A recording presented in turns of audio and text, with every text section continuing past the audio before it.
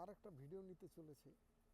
খুব দারুণ একটা জায়গা, খুবই সুন্দর একটা জায়গা। এখানে বাস পার্কিং আমার বাড়ির কাছে।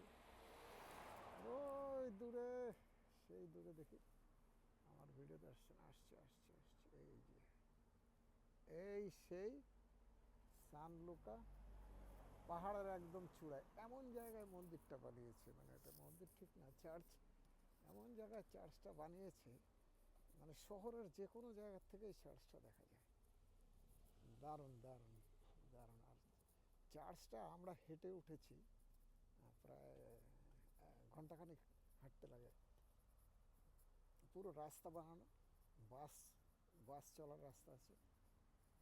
অনেক সুন্দর জায়গাটা, এখান থেকে দেখা যাচ্ছে না। তো আশা করি সবার ভালো লাগবে।